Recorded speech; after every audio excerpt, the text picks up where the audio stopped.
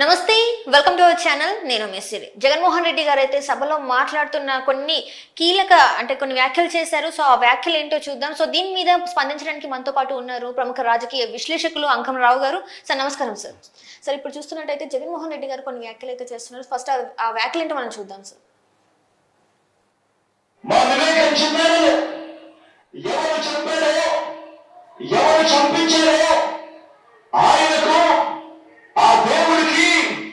ఈ జిల్లా ప్రజలందరికీ కూడా తెలుసు ఏం జరిగింది అన్నది. కానీ మనం వెళ్ళేందుకు ఇద్దరు చెల్లెమ్మలను ఎవరు పంపించారో వాళ్ళ వెనకాల ఎవరు ఉన్నారో మాత్రం మీ అందరికీ కూడా రోజు కనిపిస్తూనే ఉంది. సార్ ఇప్పుడు చూస్తున్నారు కదా అంటే ఇక్కడ చెప్తున్నారు వివేకానంద రెడ్డి గారిని ఎవరు హత్య చేశారో అందరికీ తెలుసు అని చెప్పేసి దాని మీద అంటే వాళ్ళతో చేతులు కలిపారు బురద చల్లడానికి ప్రయత్నిస్తున్నారు అని కూడా అంటున్నారు సో ఇది అసలు ఎలా చూడాలి సార్? ఎవరు చంపారు దేవుడికి తెలుసు ఇక్కడ ప్రజలందరికీ తెలుసు అని చెబుతున్నారు కదా మరి ఆయన తెలిసినప్పుడు దానికి సిబిఐ వాళ్ళకి ఎందుకు ఆధారాలు ఇవ్వట్లేదు ఎన్నాళ్ళు ఎందుకు పట్టింది? పోనీ ఎవరు చంపారు అనే దానికి మీరు వివరాలన్నీ ఇవ్వాలి కదా. ప్రజలకు చెబుతున్నారు కదా ప్రజలకు తెలుసు అంటున్నారు కదా ప్రజల చేత చెప్పించండి పలానాళ్ళు చంపించారు అని చెప్పని. ప్రజలు ఏమని చెబుతున్నారు లేకపోతే చంపిన వాళ్ళు ఏం చెబుతున్నారు? చంపిన వ్యక్తి దస్తగిరి ఏమని చెబుతున్నాడు? ఎవరు చంపించారో చెబుతున్నాడు, ఎవరు డబ్బులు ఇచ్చారో చెబుతున్నాడు. మరి ఇప్పుడు మీరు చెప్పండి పలానాళ్ళు కాదు పలానాళ్ళు అతను డబ్బులు ఇచ్చారు పలానా బ్యాంకు ద్వారా ఇచ్చారు లేకపోతే పలానా కారులో తీసుకెళ్ళి ఇచ్చారు పలానా వ్యక్తులు తీసుకెళ్ళి ఇచ్చారు పలానా ఇంటికాడ ఇచ్చారు లేకపోతే పలానా ప్రదేశంలో ఇచ్చారని చెప్పాలి కదా. మరి అది చెప్పండి. అది చెప్పి మీరు న్యాయస్థానానికి లేదంటే సిబిఐ వాళ్ళకి వివరాలు ఎందుకు ఇవ్వట్లేదు? ఇప్పటికి 5 సంవత్సరాల 10 రోజులైంది కదా ఈ రోజుకి. 5 సంవత్సరాల 10 రోజులైంది. మరి ఇంతవరకు మీరు దాని గురించి ఎందుకు పట్టించుకోవట్లేదు? 1825 రోజులైంది కదా ఈ రోజుకి. మరి ఎందుకు పట్టించుకోవట్లేదు? దాని గురించి ఎందుకు ప్రజలకు ఇవ్వట్లేదు? ఎవరు చంపించారు చెల్లెలమ్మ గురించి మాట్లాడుతున్నారు కదా ఒకసారి అది ప్లే చేయండి చూడండి.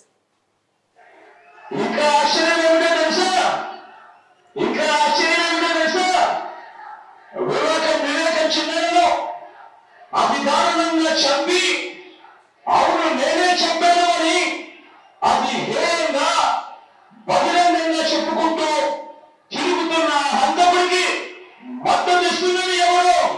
మీరే రోజు చూస్తున్నారు కదా. రైట్ ఇక్కడ చూస్తున్నట్టయితే హంతకుడికి మద్దతు ఇస్తుంది అంటే చంపిన వ్యక్తికి కూడా మద్దతు ఇస్తుంది ఎవరో మీకు తెలుసు కదా అని చెప్పేసి అంటున్నారు. అంటే ఇక్కడ చూస్తున్నట్టు దస్తగిరి గురించి మాట్లాడుతున్నట్టు అనిపిస్తుంది. సో మరి ఎలా చూడాలి? నిస్సందేహంగా దస్తగిరి నేనే చంపానని చెబుతున్నాడు. వాళ్ళ దగ్గర నేనే చంపానని ఒప్పుకున్న తర్వాతే అతను వెలుసుబాటు వచ్చేసి ఈరోజు ప్రజల్లో తిరుగుతూ ఉన్నాడు. మళ్ళీ మధ్యలో వ్యక్తిగత కారణాల వల్ల మళ్ళీ అతను కారాగారంలో కూడా పెట్టారు. మరి అతన్ని కడప కారాగారంలో పెట్టినప్పుడు ఎవరు వెళ్ళి ఆయన దగ్గర రాయబారం చేశారు? ఎవరు పంపించారు? 20 కోట్లు ఇస్తానంది ఎవరు? ఆ దస్తగిరి చంపాడు. దస్తగిరి చెబుతున్నాడు. దస్తగిరి చంపినప్పుడు దస్తగిరి పలానా వాళ్ళు నన్ను డబ్బులు ఇచ్చారు పలానా వాళ్ళు చంపమంటే నేను చంపాను మీకు అండగా నేను ఉంటాం మేము చూసుకుంటామంటే ఈ పని చేసామని చెప్పి చెబుతున్నాడు కదా. మరి అది కాదని చెప్పే ధైర్యం మీకుందా? ఎవరు మద్దతు తెలుపుతున్నారని చెప్పి మీరు అడుగుతున్నారు. మీరే మద్దతు తెలుపుతున్నారు అవినాష్ రెడ్డి గారి వల్లే జరిగింది ఇది అవినాష్ రెడ్డి గారే చంపించారు అన్ని చివరికి సిబిఐ వాళ్ళు కాల్ డేటా ప్రకారం మొత్తం గూగుల్ టేక్అవుట్ ద్వారా సంపాదించేసి ఏ టైంలో ఎవరెవరితో మాట్లాడారని చెప్పి వాళ్ళు చెబుతానే ఉన్నారు కదా. అది కాదంటారా? మరి సిబిఐని విమర్శించండి కేంద్ర ప్రభుత్వాన్ని విమర్శించండి. రామ్ సింగ్ గారు మరి దాన్ని పర్యవేక్షిస్తున్న రామ్ సింగ్ గారి మీద ఎవరు కేసులు పెట్టించారు మీకేంటి సంబంధం? తీసుకెళ్లి భాస్కర్ రెడ్డి గారిని ఈరోజు నిర్బంధంలో తీసుకున్నారు. అదే విషయాన్ని ఇద్దరి మీద ఒకే అభియోగం కదా భాస్కర్ రెడ్డి గారి మీద అవినాష్ రెడ్డి గారి మీద. మరి భాస్కర్ రెడ్డి గారిని తీసుకెళ్ళినప్పుడు అవినాష్ రెడ్డి గారిని ఎందుకు తీసుకెళ్లలేదు? అవినాష్ రెడ్డి గారిని అదుపులో తీసుకోవాలంటే ఎందుకు ఇంత నాటకాలు ఆడారు? ఇప్పటికి ఎవరు కాపాడుతున్నారు? ఇది కదా ప్రజలు అడుగుతా ఉంది. ఆ ప్రజల చేత చెప్పించండి. అంతమంది ప్రజల చేత మీరు అక్కడ కూర్చొని మీరు మైక్ పట్టుకొని మాట్లాడటం కాకుండా ఆ ప్రజలతోటి మా చిన్నాన్న గారిని ఎవరు చంపారో మీరు చెప్పండి అని చెప్పి వాళ్ళ చేత చెప్పించండి మనం నమ్ముదాం. ఇంకొన్ని వ్యాఖ్యలు కూడా చేశారు సార్ చూద్దాం మనం.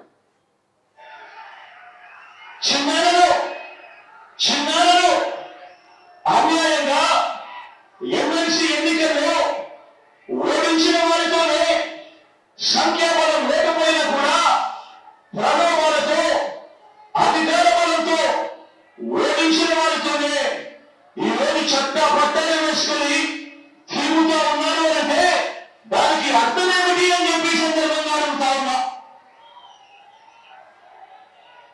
రైట్. ఇక్కడ చూస్తున్నట్టయితే చిన్నాన్ని చంపిన వాళ్ళతోనే చెట్టపట్టలు వేసుకొని తిరుగుతున్నారా అని చెప్పేసి అంటున్నారు. ఇక్కడ చిన్నాన్ని చంపిన వాడు కాదు, చిన్నాన్ని ఓడించిన వాడు. శాసన మండలి సభ్యుడిగా ఆయన కడప అదే నిలబడ్డప్పుడు ఓడించారు. ఆ ఓడించినప్పుడు పులివెంగల్లో వాళ్లే ఓడించారని, దానికి కారణం భాస్కర్ రెడ్డి గారు, అవినాష్ రెడ్డి గారు అని చెప్పని ఆయన స్వయంగా వాళ్ళ ఇంటి దగ్గరికి వెళ్ళి వాళ్ళ మీద మేసం మెలేసి మీ సంగతి రాజకీయంగా తెలుసుకుంటానని మాట్లాడింది వాళ్ళ చిన్నాన్న గారే కదా, వీళ్ళు ఎవరు కాదు కదా. మరి ఆ రోజు దానికి సమాధానం నువ్వు చెప్పావా? చిన్నాన్న మా వాళ్ళ ఇంటి మీదకి వెళ్తావు ఎందుకు, నేను ఓడించింది వేరే వాళ్ళు ఉన్నారు అని చెప్పి నువ్వు ఏదన్నా దాని గురించి వివరణ ఇచ్చావా? పోనీ ఈ రోజుకి ఇవ్వగలుగుతున్నావా? ఆ రోజు ఓడించింది ఎవరు?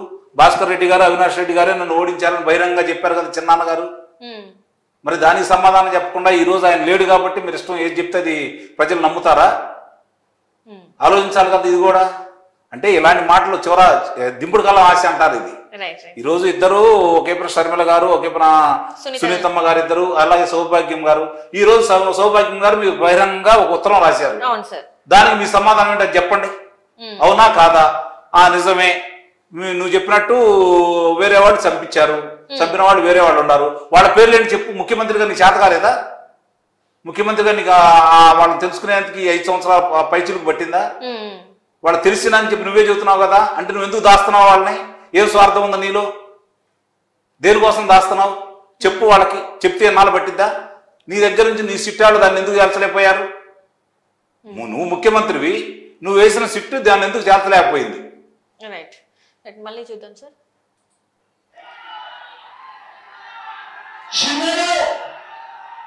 చిన్నలకు రెండో భార్య ఉన్న మాట వాస్తవం అవునా కాదా? ఆ రెండో భార్యతో తనకు సంతానం ఉన్న మాట వాస్తవం అవునా కాదా? అవినాష్ అక్కడికి ఎవరు ఫోన్ చేస్తే వెళ్ళారు? వంటి అనేక ప్రశ్నలు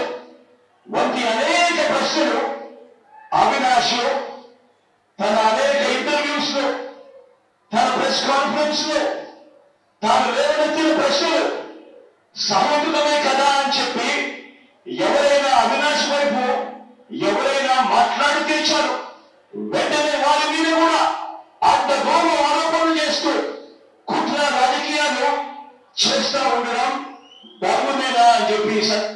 సో ఇక్కడ చూస్తున్నట్టయితే అవినాష్ రెడ్డి గురించి మాట్లాడుతున్నారు. అండ్ ఇంకొకటి ఏంటంటే వివేకానంద రెడ్డి గారికి రెండో భార్య ఉంది, తనకి ఒక సంతానం కూడా ఉంది తనతో పాటు అని చెప్పేసి కూడా తను మాట్లాడుతున్నారు. అది నిజమా కాదా అని కూడా తను ప్రశ్నిస్తున్నాడు. అండ్ అవినాష్ రెడ్డి గారికి ఎవరు ఫోన్ చేస్తే అక్కడికి వెళ్ళారని కూడా తను అడుగుతున్నాడు. సో దీని మీద అసలు ఎలా స్పందిస్తారు?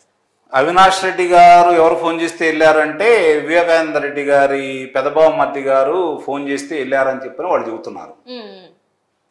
ఇప్పుడు అవినాష్ రెడ్డి గారు అక్కడే ఉన్నారు అని చెప్పని మామూలుగా ఇంట్లో ఉండి వాళ్ళు జరిగిన సందర్భంగా ఎవరెవరైతే హత్య చేశారో వాళ్ళందరూ అంతకుముందు ఆయన దగ్గర ఉన్నారు, ముందు కుట్రపూరితదారులు ఎవరైతే ఉన్నారో వాళ్ళందరూ ఆయన ఇంట్లోనే ఉన్నారని చెప్పని గూగుల్ టేక్అవుట్ ద్వారా చెప్తా ఉంది. నిన్న సునీతమ్మ గారు కూడా పవర్ పాయింట్ ప్రజెషన్ ద్వారా ప్రజలందరికీ దాన్ని వివరించడం కూడా జరిగింది.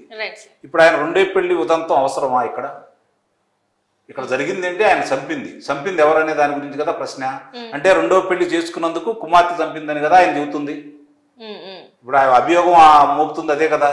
వాళ్ళ సాక్షి దినపత్రికల్లోనూ ప్రసార మాధ్యమాల్లో ప్రచురించింది కూడా అదే కదా.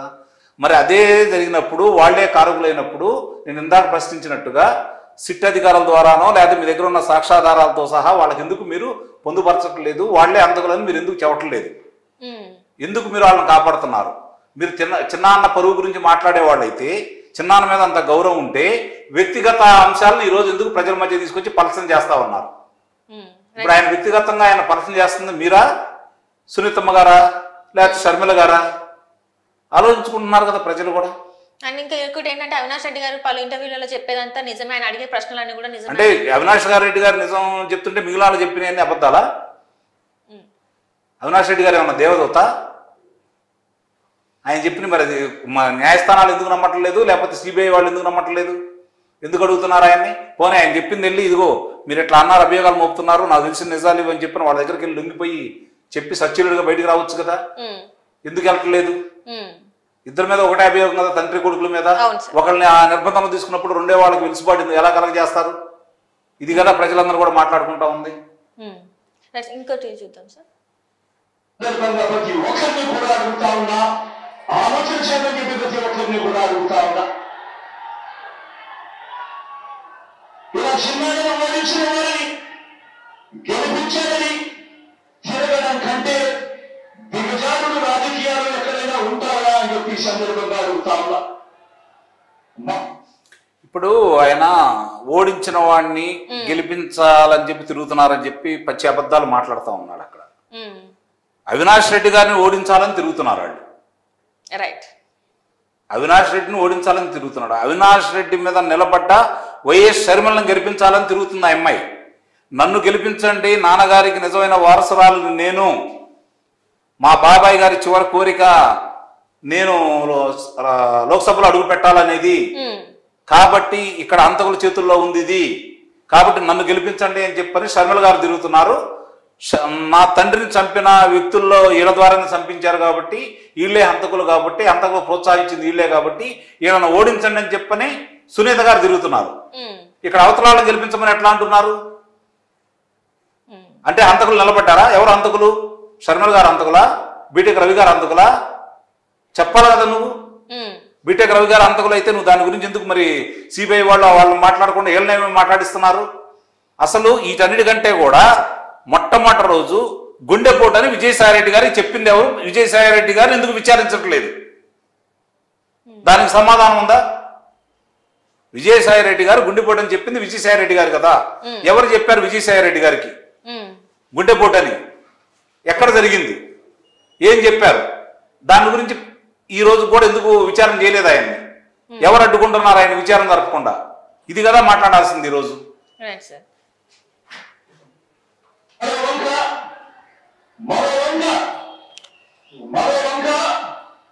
కాంగ్రెస్ పార్టీకి ఓట్లన్నీ వచ్చాయి. మరో వంక నోటాకు కూడా రాని, నోటాకు వచ్చిన ఓట్లు కూడా రాని కాంగ్రెస్ పార్టీతో, నోటాకు వచ్చిన ఓట్లు కూడా రాని కాంగ్రెస్ పార్టీతో, రాష్ట్రాన్ని వెలగొట్టిన కాంగ్రెస్ పార్టీతో, ప్రత్యేక హోదాను విభజన చట్టంలో చేర్చకుండా రాష్ట్రాన్ని దుర్మార్గంగా వెలగొట్టి రాష్ట్రానికి అన్యాయం చేసిన ఆ కాంగ్రెస్ పార్టీలో చేరి వైఎస్ఆర్ గారి పేరును ఆయన చనిపోయిన తర్వాత ఛార్జ్ షీట్ లో పెట్టిన ఆ కాంగ్రెస్ పార్టీకి మొత్తంగా వైఎస్ఆర్ గారి పేరునే తుడిచివేయాలని, కనబడకుండా చేయాలని ప్రయత్నించిన ఇక్కడ చూస్తుంటే కాంగ్రెస్ గురించి మాట్లాడుతున్నారు. అసలు ప్రత్యేక హోదా గురించి అండ్ రాజశేఖర రెడ్డి గారి పేరుని తూడ్చిపెట్టాలని చూస్తున్న కాంగ్రెస్ పార్టీలో జాయిన్ అయ్యారు షర్మిల గారు అని చెప్పేసి చెప్తున్నారు. మరి నువ్వు ఫస్ట్ నుంచి వచ్చింది కూడా ఇక్కడ నేతలు ఎవరైతే ఉన్నారో కాంగ్రెస్ నేతలే కదా, ఇప్పుడు లీడర్స్ కాదు కదా. ఇప్పుడు ఇక్కడ ఏంటంటే కాంగ్రెస్ పార్టీ వాళ్ళ తండ్రిని ముఖ్యమంత్రిని చేసింది, ఈయన్ని లోక్సభ సభ్యుడిని చేసింది, వీళ్ళ బాబాయ్ గారిని మంత్రిని చేసింది, లోక్సభ సభ్యుని చేసింది, శాసనసభ సభ్యుని చేసింది, శాసనమండలి సభ్యుని కూడా చేసింది.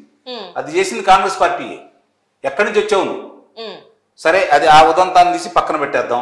ఇప్పుడు ఆయన మాట్లాడుతూ ఉన్నాడు కదా కాంగ్రెస్ పార్టీ గురించి. ఈ రోజు కాంగ్రెస్ పార్టీకి ఉందా లేదా అనేది తీసి పక్కన పడేస్తే ఒక్క విషయం ఆయన చెప్పాలి కదా. కాంగ్రెస్ పార్టీ గురించి ప్రత్యేక హోదా అన్నాడు, లేకపోతే దీని గురించి మాట్లాడుతూ ఉన్నాడు. ఈ రోజు 25 మంది లోక్సభ సభ్యులు నువ్వు ప్రత్యేక హోదా తీసుకొస్తా అన్న మనిషి నువ్వే కదా. నీకు ఇచ్చారు కదా. ఎవరి మీద పోరాటం చేసావు నువ్వు? ఇప్పుడు వరకు కేంద్రం మీద ఏమైనా పోరాటం చేసావా? ప్రత్యేక హోదా గురించి మాట్లాడేదా?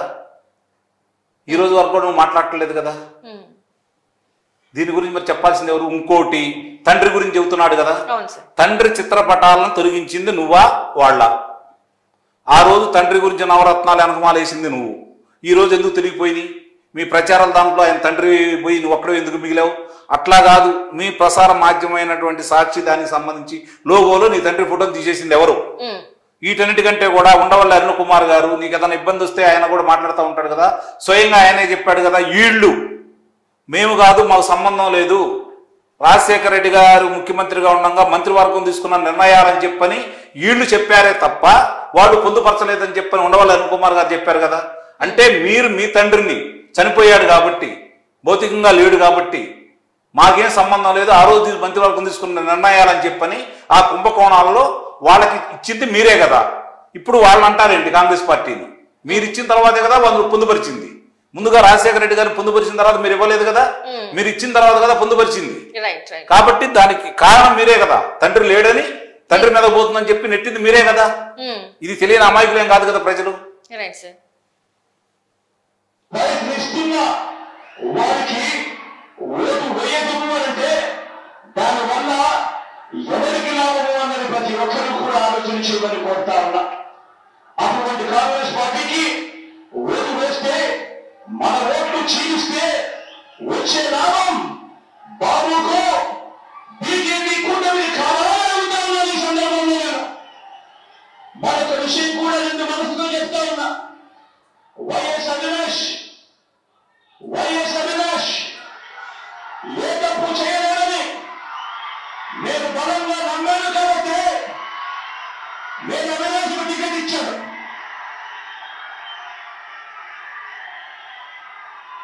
ఇదే అవినాష్ అడిగిన ప్రశ్నలకు సరైన సమాధానాలు చెప్పలేని మీరంతా చిన్న పిల్లలైనా అవినాష్ను దూషించడం, అవినాష్ను తెరవరకు చేయాలనుకోవడం ఎంతటి దారుణమైన కార్యక్రమం అన్నది ప్రతి ఒక్కరూ కూడా గమనించమని అడుగుతా ఉన్నా. మా అందరికన్నా చాలా చిన్నవాడు అవినాష్, చాలా చాలా చిన్న పిల్లడు. అటువంటి పిల్లల జీవితం నాశనం చేయాలని చెప్పి నిజంగా ఇంత పెద్ద పెద్ద వాళ్ళందరూ కూడా కుటుంబంలో భాగమవుతా ఉన్నారంటే నిజంగా వీళ్ళంతా మనుషులేనా అని చెప్పి సందర్భంగా అడుగుతా ఉన్నా. Right sir. ఇక్కడ చూస్తున్నట్టయితే అవినాష్ చాలా చిన్న పిల్లోడు, మా అందరికన్నా చిన్న పిల్లోడు. ఆయన మీద ఇట్లా ఎలాంటి తప్పు చేయలేదని నమ్ముతున్నాను కాబట్టి టికెట్ ఇచ్చానని చెప్పేసి జగన్మోహన్ రెడ్డి గారు చెప్తున్నారు. మరి దీన్ని అసలు ఎలా చూడాలి? ఇప్పుడు ఆయన దృష్టిలో మంచాడు, చిన్న పిల్లాడు కూడా, చిన్న పిల్లాడు మంచాడు. సరే, ఆయన నమ్మకాన్ని మనం ఎందుకు వద్దనాలి? ప్రజలు ఏమో నమ్ముతారని చెప్పి చూపిస్తా ఉంటారు కదా. అవినాష్ రెడ్డి గారి గురించి షర్మిల గారు ఏం మాట్లాడుతున్నారు, సునీత గారు ఏం మాట్లాడుతున్నారు, సిబిఐ వాళ్ళు ఏం మాట్లాడుతున్నారు, అక్కడ ప్రజలు ఏం మాట్లాడుతున్నారు అనేది ప్రతిరోజు బయటకు వస్తానే ఉన్నాయి. అవి దాచిపెడితే దాగేవి కాదు, అమ్మాయి కూడా లేకపోతే ఏంటనేది. ఇప్పుడు జగన్మోహన్ రెడ్డి గారు నేను నమ్మి టికెట్ ఇచ్చానని అంటున్నాడు. ప్రజలు నిజంగా నమ్మితే మీకే ఓట్లేస్తారు కదా, వచ్చే నష్టం ఏంటి? అంటే ఆయన కెరియర్ ని పాడు చేయాలని చెప్పేసి వీళ్ళు చూస్తున్నారు. అంటే వీళ్ళు చెప్పిన మాట ప్రజలు నమ్ముతారనే నమ్మకం ఆయనకు ఉందా? ఉండబట్టే కదా ఇవన్నీ మాట్లాడుతున్నాడు. అంటే ప్రజలు నమ్ముతున్నారని ఎక్కడో ఆయనకు ఉంది కదా. జరిగిన దానికి కారణాలు, ఇప్పుడు అధికారంలో నువ్వు ప్రతిపక్షంలో ఉన్నట్టు మాట్లాడితే ఎలా? నువ్వే కదా అధికారంలో ఉంది, 5 సంవత్సరాలు నువ్వే కదా ఇప్పుడు వరకు అధికారంలో కొనసాగుతా ఉంది. మరి కొనసాగినప్పుడు ఆ సాక్ష్యాధారాలు చంపిన వాళ్ళని బయటికి తీసుకురాకుండా ఎవరు చంపారు ఏంటనేది నీకు ఎట్లా తెలిసింది? పోనీ నువ్వు వచ్చావు, ఆలస్యంగా రావడం కూడా జరిగింది, ఉదయం నీకు తెలిసింది, ఆలస్యంగా వచ్చావు. వచ్చిన తర్వాత పొదునైన ఆయుధంతో గొడ్డలితోటి వెనకమాల ఎలా కొట్టింది, ఎన్ని పోట్లు వేసింది, ఎన్ని గొడ్డల పోట్లు వేసింది, ఎలా చనిపోయింది అంత వివరంగా సిబిఐ వాళ్ళకి తెలియకుండా వైద్యులు తెలియతలికి ఆయుధం ఏంటో నీకు ఎలా తెలిసింది? ఆ గంటలో ప్రత్యక్షంగా చూసినట్టుగా నువ్వు ఎలా చెప్పగలిగావు? ఇప్పటికీ చాలా మంది మధ్యలో తొలుస్తున్నటువంటి ప్రశ్న, దానికి సమాధానం ఉందా నీ దగ్గర? So thank you so much sir, మీరు దీనిపైన మీ విశ్లేషణ పంచుకున్నందుకు ధన్యవాదాలు.